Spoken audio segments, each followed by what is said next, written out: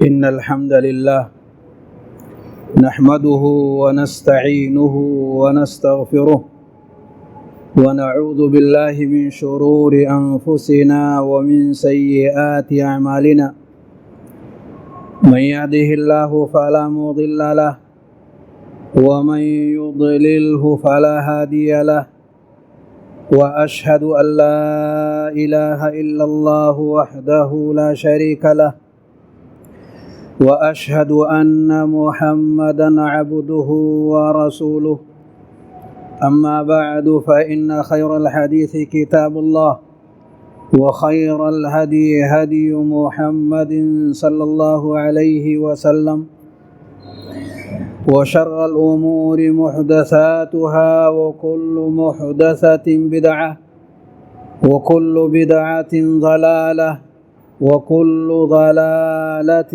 في النار. أعوذ بالله السميع العليم من الشيطان الرجيم.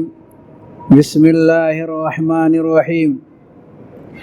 يا أيها الذين آمنوا اتقوا الله حق تقاته ولا تموتن إلا وأنتم مسلمون. يا أيها الناس اتقوا ربكم الذي خلقكم من نفس واحدة وخلق منها زوجها وبث منهما رجالا كثيرا ونساء واتقوا الله الذي تساءلون به والأرحام إن الله كان عليكم رقيبا. يا أيها الذين آمنوا اتقوا الله وقولوا قولا سديدا يصلح لكم أعمالكم ويغفر لكم ذنوبكم ومن يطع الله ورسوله فقد فاز فوزا عظيما. وقال تعالى في موضع آخر أفلا يتوبون إلى الله ويستغفرونه والله غفور رحيم.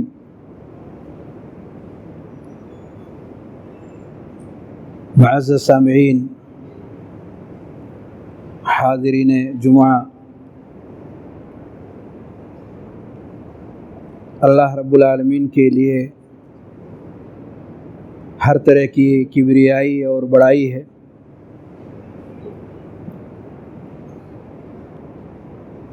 سارے جہان کا پیدا کرنے والا،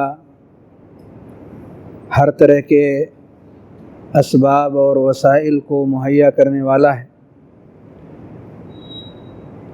درود و سلام ہو پیارے نبی صلی اللہ علیہ وآلہ وسلم پر، جنہیں رب ذوالجلال نے سارے جہان والوں کے لیے بشیر و نذیر بنا کر کے بھیجا۔ محترم حضرات،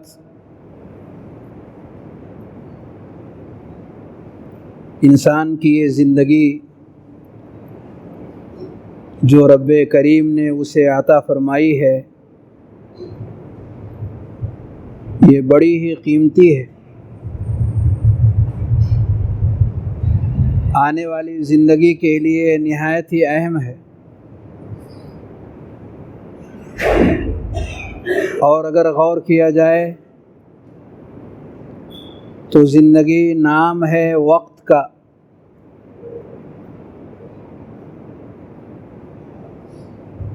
وقت جس میں وہ سانسیں لے رہا ہے، جس میں وہ انسان حرکتیں کر رہا ہے، جس میں وہ چلتا اور پھرتا ہے، بولتا ہے اور بہت سارے کاموں کو انجام دیتا ہے،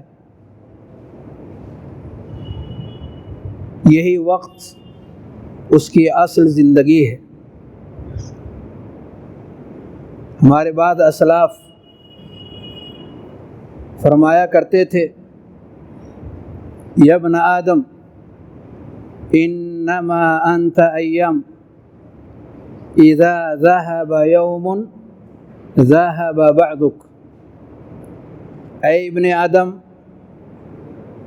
تمہاری زندگی چند دنوں کی ہے،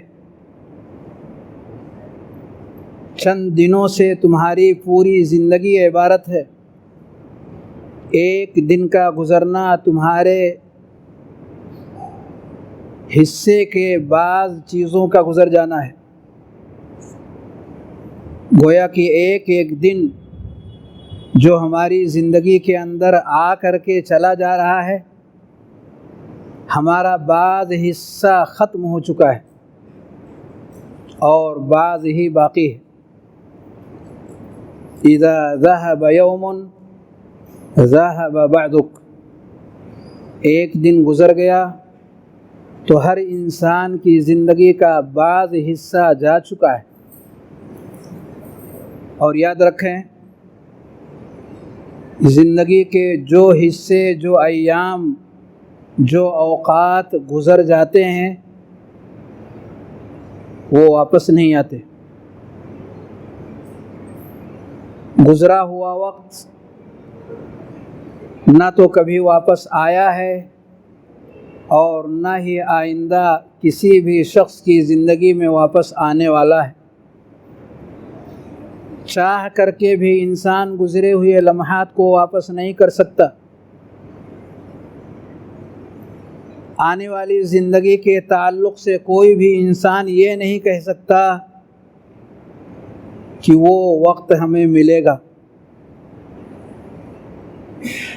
اور اسی لیے پیارے نبی صلی اللہ علیہ وآلہ وسلم کے نہایت ہی چہیتے صحابی عبداللہ ابن عمر رضی اللہ تعالی عنہما فرمایا کرتے تھے، اذا اصبحت فلا تنتظر المساء وَإِذَا أَمْسَيْتَ فَلَا تَنْتَظِرِ الصَّبَاحَ، شام ہو جائے تو صبح کا انتظار نہیں کرنا، صبح ہو جائے تو شام کا انتظار نہیں کرنا۔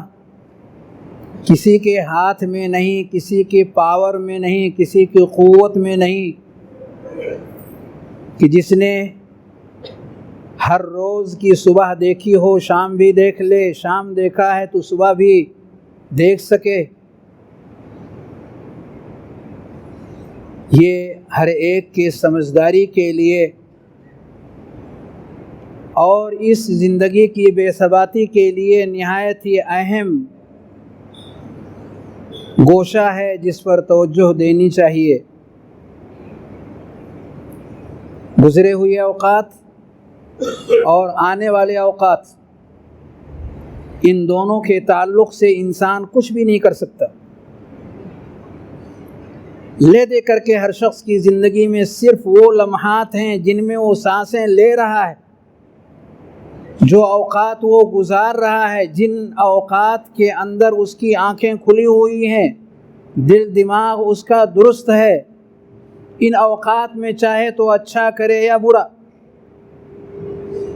فمن ابصر فلنفسه ومن عمی فعلیها، اچھا کرے گا تو اپنے لیے کرے گا، برا کرے گا تو اس کا برا انجام خود اس کی زندگی میں آنے والا ہے۔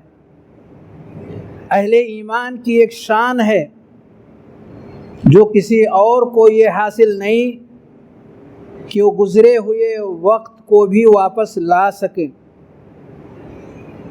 گزرے ہوئے اوقات جو ضائع ہو گئے، جس کا ہم نے صحیح استعمال نہیں کیا، غفلت اور سستی اور کاہلی کا شکار وہ اوقات ہو گئے، گناہ اور معاصی سے ہمارے وہ اوقات بھرے ہوئے تھے، ہمیں ہوش نہیں تھا، ہمیں ٹھیک سے سمجھ نہیں تھی، اب ہمیں ہوش آیا ہے، اب ہمیں سمجھ آئی ہے، غلطیاں ہو چکی ہیں، گناہ ہو چکے ہیں، دامن بھرا ہوا ہے۔ صرف منٹ ہی نہیں، گھنٹے ہی نہیں، دن ہی نہیں، مہینوں پر مشتمل، سالوں پر مشتمل ہماری زندگی گزری ہوئی ہے۔ انہیں مسلمان اہل ایمان واپس لا سکتے ہیں۔ رب کریم نے انہیں یہ عظیم موقع عطا فرمایا ہے، وہ اگر چاہیں تو انہیں بھی آباد کر سکتے ہیں، اگر صحیح عقل، صحیح دانش، صحیح سمجھ سے وہ کام لیں، اس سے پہلے کہ ان کی آنکھوں کے سامنے پردہ چھا جائے، اس سے پہلے کہ ان کی عقل و ہوش ان کے پاس سے جواب دے جائے، رب کریم نے انہیں ہوش دیا ہے، سمجھداری دی ہے۔ اگر وہ ان اوقات کو بھی آباد کرنا چاہتے ہیں، اس کو نیکیوں سے بھرپور کرنا چاہتے ہیں، تو یہ صرف اہل ایمان کر سکتے ہیں، باقی اور کسی کے لیے رب کریم نے موقع نہیں دیا ہے۔ کیسے انہیں آباد کر سکتے ہیں؟ کیسے انہیں آباد کر سکتے ہیں؟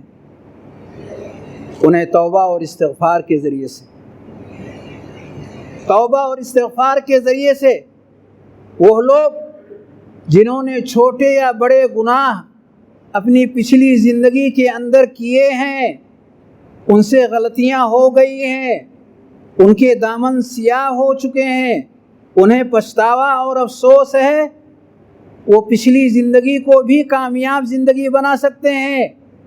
الا الذین تابوا واصلحوا، وہ لوگ جو سچی توبہ کر لیں اور جو اصلاح کا کام کر لیں، ایسے لوگوں کے لیے اللہ رب العالمین نے موقع عطا فرمایا ہے کہ اپنے سیاہ، اپنی غلط اور گناہوں پر مشتمل زندگی کو نیکیوں میں بدل دیں۔ صرف یہ نہیں کہ غلطیاں دھل جائیں، سیاہی دھل جائے، بلکہ ان زندگیوں کو نیکیوں میں بدل سکتے ہیں۔ فَأُولَٰئِكَ يُبَدِّلُ اللَّهُ سَيِّئَاتِهِمْ حَسَنَاتٍ، وہ لوگ تین طرح کے گناہوں کا اس میں رب کریم نے تذکرہ کیا ہے، سورہ فرقان کی یہ آیت ہے، اور یہ تین الگ الگ قسم کے گناہوں کا رب کریم نے تذکرہ کیا۔ وہ جو اللہ رب العالمین کے علاوہ کسی اور کو پکارتے ہیں، دوسرے وہ جو زنا جیسے قبیح بدفعلی کے اندر ملوث ہوئے، تیسرے وہ جنہوں نے قتل جیسا گھناؤنا کام کیا۔ ان تینوں کا تذکرہ کرنے کے بعد رب کریم نے ان کی سزائیں اور ان کے لیے دردناک عذاب کے تذکرے کے بعد فرمایا الا الذین تابوا، وہ لوگ جو توبہ کر لے، جو اللہ رب العالمین سے معافی مانگ لے، جو رب کریم کی حضور اپنے ہاتھوں کو پھیلا دیں، جو اپنے گناہوں پر نادم ہو جائیں، پشیمان ہو جائیں، جن کو یہ افسوس ہو کہ ہم نے جو کچھ کیا ہے اللہ تو انہیں معاف فرما دے، تو کیا کرے گا رب کریم؟ کیا اسے مٹا دے گا؟ وہ سیاہیوں کو دھل دے گا، غلطیوں کو معاف فرما دے گا؟ جی ہاں، اللہ رب العالمین معاف ہی نہیں کرے گا، معافی کے ساتھ ساتھ ان گناہوں کے بدلے میں نیکیاں رب کریم اسے عطا فرما دے گا۔ فَأُولَٰئِكَ يُبَدِّلُ اللَّهُ سَيِّئَاتِهِمْ حَسَنَاتٍ وَكَانَ اللَّهُ غَفُورًا رَحِيمًا، اللہ رب العالمین ایسے لوگوں کے گناہوں کو نیکیوں سے بدل دے گا۔ اللہ معاف کرنے والا اور مہربان ہے۔ رب کی طرف پلٹ کر کے تو دیکھیں، رب کریم کی طرف سچائی کا دامن پھیلا کر کے تو دیکھیں، اپنے ہاتھوں کو رب کریم کی طرف اٹھا کر کے تو دیکھیں، سچے دل کے ساتھ اللہ رب العالمین سے لو لگا کر کے تو دیکھیں۔ اگر یہ سچائی ہمارے دل کی سچائی ہے، زبان ہی کی نہیں، دل اور زبان کی سچائیوں کے ساتھ اگر ہم نے رب کریم سے معافی مانگا اور اللہ رب العالمین نے ہمارے دلوں کی سچائی کو دیکھا، وہ معاف فرما دیتا ہے، دھل دیتا ہے، غلطیوں سے ہمیں پاک کر دیتا ہے، پاک صاف زندگی ہمیں عطا کر دیتا ہے، اور خالی دامن ہی نہیں، دامن کو نیکیوں سے بھر بھی دیتا ہے۔ اصل یہ زندگی جو کہ پچھلی زندگی ہے، مومن توبہ اور استغفار کے ذریعے سے اپنی اس زندگی کو کامیاب بنا سکتا ہے۔ اور آنے والی زندگی کو بھی وہ کامیاب بنا سکتا ہے۔ آنے والی زندگی کو کامیاب بنانے کے لیے اسے اپنے آپ پر کنٹرول کرنا ہے، اپنے آپ کو روکنا ہے، اپنے آپ کو باز رکھنا ہے ان چیزوں سے جس سے ہمارا رب ناخوش ہوتا ہے، ناراض ہوتا ہے، جن چیزوں سے وہ ہم کو منع کرتا ہے، برائیوں کے کام سے، گناہوں کے کام سے اپنے آپ کو کنٹرول کرنا ہے، روکنا ہے۔ اگر ہم اپنے آپ کو روک لیتے ہیں، کنٹرول کر لیتے ہیں، گناہوں سے اپنے آپ کو دور کر لیتے ہیں، آنے والی زندگی کے اندر جس میں کسی بھی طرح کا کوئی عمل نہیں سوائے دل کے عمل کے، دل میں اگر سچائی ہے، دل کا یہ عمل اگر کام کر رہا ہے، رب کریم کی محبت سے سرشار ہے، اللہ رب العالمین کا خوف دلوں کے اندر موجود ہے، اور گناہوں سے وہ اپنے آپ کو بچانے کی کوشش میں ہے، روک رہا ہے اپنے آپ کو، تو اس کی مستقبل کی بھی زندگی، فیوچر بھی اس کا سیف ہو گیا۔ ماضی اور مستقبل، گزرا ہوا زمانہ اور آنے والا زمانہ دونوں ہی اہل ایمان کے لیے رب کریم نے سیف کر دیے ہیں۔ اصل زندگی ابھی باقی ہے۔ بغیر عمل کے کوئی بھی انسان نجات نہیں پا سکتا، جنت کا حقدار نہیں بن سکتا، دنیا میں عزت نہیں پا سکتا، آخرت میں سرخروئی اسے حاصل نہیں ہو سکتی۔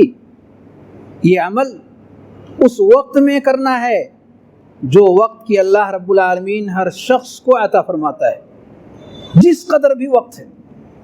ایک شخص پیارے نبی صلی اللہ علیہ وآلہ وسلم کے پاس تشریف لائے اور کہا، کیا میں ایمان لے آؤں یا لڑائی کروں؟ کیا میں آپ پر ایمان لے آؤں یا لڑائی کروں؟ میدان جنگ کی بات ہے۔ نبی کریم صلی اللہ علیہ وسلم نے کہا، پہلے ایمان لے آؤ پھر لڑائی کرو، پہلے ایمان لاؤ پھر قتال کرو۔ چنانچہ ایمان لانے کے بعد اس شخص نے قتال کیا اس میدان کے اندر جہاں نبی کریم صلی اللہ علیہ وآلہ وسلم بھی موجود تھے۔ قاتل ثم قتل، اسی میں اس کا انتقال ہو گیا، شہید کر دیا گیا، اسی میں وہ کام آ گیا۔ زندگی کا کتنا حصہ اس کا بچا ہوا تھا، کتنی زندگی اس کی جا چکی تھی، اور اس کی زندگی کے کتنے لمحات صرف بچے ہوئے تھے۔ توفیق شامل حال ہوتی ہے، ایمان کے راستے پر اپنے آپ کو لے کر کے آتا ہے اور نبی کریم صلی اللہ علیہ وسلم کی رہنمائی میں قدم آگے بڑھاتا ہے۔ ایک وقت کی بھی نماز اس شخص نے ادا نہیں کیا، کیونکہ نماز کا وقت آیا ہی نہیں۔ نماز کا وقت آنے پر نماز فرض ہوگی، ایک وقت کی بھی نماز اس شخص نے نہیں ادا کیا، لیکن رب کریم نے اس شخص کو کامیاب کر دیا۔ اگر کوئی شخص اپنے اس وقت کو جو اللہ رب العالمین نے ہر شخص کو عطا فرمائے ہیں سمجھداری سے کام لیتا ہے، اپنے آپ کو سیدھے راستے پر چلانے کے لیے کوششیں کرتا ہے، اور پچھلی زندگی اور آئندہ کی زندگی کی فکر مندی میں وہ اپنے آپ کو ضائع نہیں کرتا، کیونکہ وہ دونوں کام آسان ہیں۔ جیسا کہ میں نے ذکر کیا، اصل زندگی، کامیاب زندگی اور نفع بخش زندگی وہ ہے جو انسان اپنی اس زندگی کے حاضر وقت کو آباد کرنے میں لگاتا ہے۔ سوال یہ ہے کہ کس چیز میں ہم اپنی ان اوقات کو لگانا چاہتے ہیں، کون سی چیز ہے جس میں ہم آباد کرنا چاہتے ہیں، کیا چیز ہے جو ہم کرنا چاہتے ہیں اس کے اندر؟ یہی ہے اصل ہماری زندگی۔ کیا ہم سننا چاہتے ہیں، کیا ہم پڑھنا چاہتے ہیں، کیا ہم کہنا چاہتے ہیں، کیا ہم کرنا چاہتے ہیں؟ یہی اصل ہماری زندگی ہے جو ہمیں بنانی ہے، جس کی طرف ہمیں دھیان دینی ہے، جس کی طرف ہمیں فوکس کرنی ہے۔ اگر ہماری توجہ اچھی ہے، صوم و صلات کی طرف ہے، رب کے حکم کی پابندی کی طرف ہے، توحید کے دامن میں اپنے آپ کو پناہ لینے کی طرف ہے، تو یقیناً وہ شخص کامیاب ہے۔ اللہ اور اس کے رسول کی اطاعت کی طرف اگر وہ شخص بڑھ رہا ہے، یقیناً وہ شخص کامیاب ہے۔ قدم قدم پہ کوئی بھی حرکت کوئی بھی کام، کوئی بھی بات جو اسے اپنی زندگی کے اندر کرنی ہے، انجام دینی ہے، پھونک پھونک کر کے سمجھداری کے ساتھ کیا کرنا کیا نہیں کرنا، کیا رب کی پسند کیا ہماری پسند، وہ کرنا ہے جو ہمارا رب چاہتا ہے، وہ نہیں کرنا ہے جو ہمارا رب نہیں چاہتا ہے۔ اگر اس طریقے سے اپنے اس حاضر وقت کو جو اللہ رب العالمین نے بطور نعمت کے ہمیں عطا فرمائی ہے، اور پچھلی اور آئندہ زندگی کی طرف زیادہ فوکس نہ کرتے ہوئے فوکس اس زندگی پر کرنا جو کہ اللہ رب العالمین کی طرف سے ہمیں عطا ہوئی ہے، تو یقیناً ہم کامیاب ہو سکتے ہیں۔ رب کریم نے فرمایا الف لام را کتاب احکمت آیاتہ ثم فصلت من لدن حکیم خبیر اللہ تعبدوا الا اللہ، اللہ تعبدوا الا اللہ۔ اللہ رب العالمین کی کتاب میں صاف صاف لکھا ہوا ہے، ہر چیز کو کھول کھول کر کے بیان کر دیا گیا ہے کہ تمہیں رب کے علاوہ کسی اور کی بندگی نہیں کرنی ہے، اور یہ کہ تم اللہ رب العالمین سے مغفرت طلب کرتے رہو اور اسی سے توبہ اور استغفار کرو۔ رب کریم نے ان تینوں چیزوں کا ذکر ایک ہی آیت کے اندر کیا ہے۔ عبادت رب کی کرنی ہے، توبہ اور استغفار کے ساتھ ساتھ تینوں ہی اوقات کے کاموں کو اللہ رب العالمین نے یہاں بیان فرما دیے۔ ماضی میں استغفار، مستقبل کے لیے توبہ، اور حال کی زندگی کے لیے اللہ رب العالمین کی عبادت اور بندگی کے کام، رب کی رضا کے کام، رب کی پسند کے کام، رب کے حکم کے کام، وہ کام جو ہمارے رب کی پسندیدہ ہیں، ایسے کاموں کو سیکھنا، سمجھنا، انہیں تلاش کرنا، انہیں اپنا لینا، اور ساتھ ہی ساتھ اس بات کی طرف بھی توجہ کہ ان کاموں میں کون سے کام زیادہ اہم ہیں اور کون سے کام درجے کے اعتبار سے اس سے کم ہیں، فرق کرنا۔ زندگی بہت عزیز ہے، زندگی بہت مختصر ہے ہر انسان کے لیے، ایسی چیزوں کو سمجھنا کہ کن چیزوں پر فوکس کرنا ہے وہ زیادہ اہم ہے۔ جیسے کہ آیت کریمہ میں اللہ رب العالمین نے توحید کا ذکر سب سے پہلے کیا اور باقی اعمال کا ذکر اس کے بعد کیا، کیونکہ وہ سب سے زیادہ اہم ہے۔ اگر کوئی انسان توحید پر فوکس نہیں کیا، عقیدے پر فوکس نہیں کیا، جو کہ سب سے زیادہ محتم شان ہے ہر ایک کی زندگی کے اندر، تو جو بعد کی چیزیں ہیں اور اسی کے اوپر ڈیپینڈ ہیں، وہ بدرجہ اولا ہماری زندگی سے رخصت ہو جائیں گی، ہمارے لیے وہ اتنا نفع بخش نہیں ہوں گی جو اس بنیاد کے بغیر قائم ہو۔ اس لیے میرے بھائیوں، ہمیں اس طرف بھرپور توجہ دینے کی ضرورت ہے، اپنی زندگی کو کامیاب بنانے کی ضرورت ہے، اور وہ نجات اور وہ کامیابی جس کی ہم تلاش میں ہیں، یقیناً وہ ہمارے لیے اللہ رب العالمین نے رکھے ہوئے ہیں، اگر ہم اس کے بتائے ہوئے صاف ستھرے راستوں کو اپنا لیں، انہیں اختیار کر لیں اور اس کے مطابق اپنی زندگی کو ڈھال لیں۔ اللہ رب العالمین ہم سب کو خیر و خوبی کے ساتھ اچھے اور بھلے کام کرنے کی توفیق عنایت فرمائے، اپنے اوقات کی حفاظت کرنے کی توفیق عنایت فرمائے، ہمیں اپنی عبادت، اپنی بندگی، دعا اور اس طرح کی جو بھی چیزیں رب کریم کے لیے خاص ہیں انہیں سمجھنے اور اس پر عمل کرنے کی توفیق بخشے۔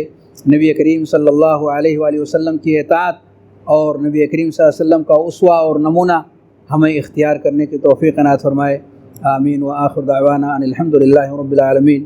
بارک اللہ لنا ولکم فی القرآن العظیم ونفعنی وإیاکم بالآیات والذکر الحکیم، انہ تعالی جواد کریم ملک الرؤوف الرحیم۔